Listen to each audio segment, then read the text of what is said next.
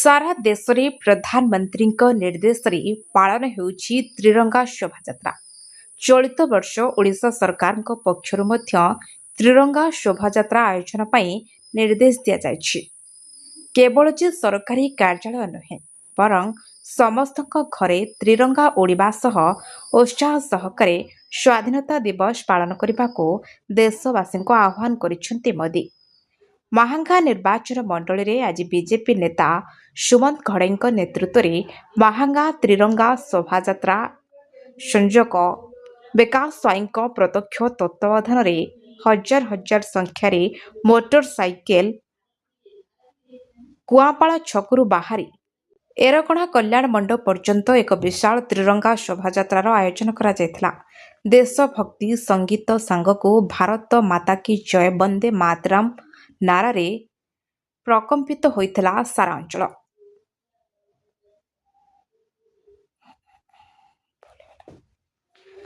देशभक्ति संगीत सांगकु भारत माता की जय वंदे मातरम नारे प्रकंपित होइथिला सारा अंचल।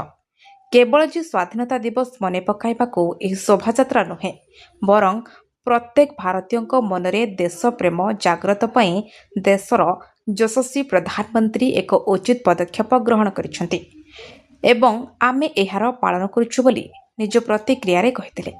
विशिष्ट अतिथि सालेपुर सांगठनिक प्रभारी मीनकेतन दास जोगदे पुराणा बीजेपी एवं एबेर बीजेपी मध्यरे बहुत पार्थक्य रहितबा बेले महांगारे बीजेपी आगकू बढ़ुची एवं आगामी पंचायत निर्वाचन रे भल फलप्रद करिबो बोली कहिसेंति।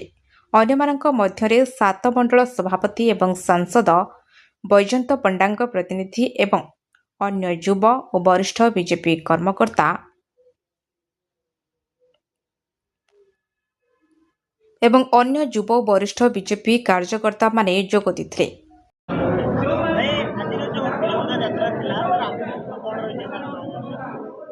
तिरंगा यात्रार आभिमुख्य आमर प्रधानमंत्री नरेंद्र मोदी आह्वान क्रमे प्रत्येक वर्ष ये कार्यक्रम भारतीय जनता पार्टी तरफ से परिप्रेक्षी में महांगा निर्वाचन मंडल में कार्यक्रम को रखा साधारण लोकों भितर देशभक्तिर भावना जागृत करने ए कार्यक्रम को आम सफल रूपे आज संपादन करछु निर्वाचन मंडल।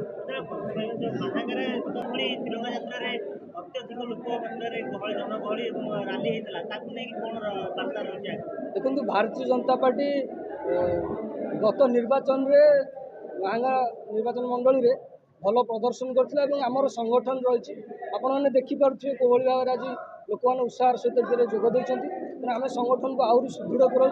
आगामी दिन में महांगार भारतीय जनता पार्टी निश्चित भाव में सफल हो।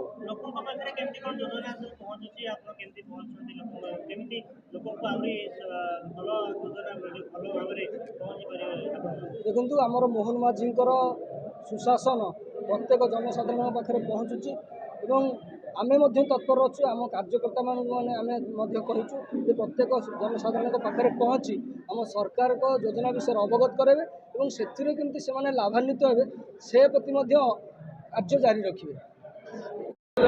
सुशांत कुमार महांती एडवोकेट महांगा बीजेपी परिवार तरफ एक रैली अनुष्ठित होता जहाँकि कुआपाड़ आरंभ होकर आम एरकणा पाखे शेष होती महांगा बीजेपी प्रत्येक कार्यकर्ता एवं साधारण जनसाधारण सहयोग करते जहाँफल कि कार्यक्रम में सफल रूपायन हो पार।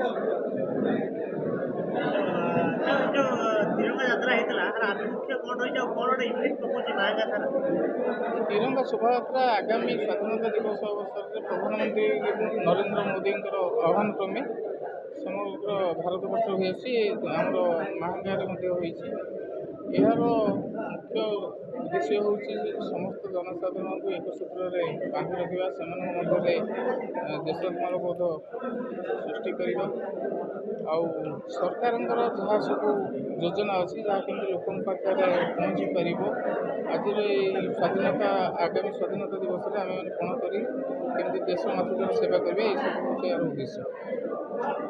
कटक जिला महांगा ब्लॉक आदित्य नारायण षडंगी रिपोर्ट ओडिशा खबर।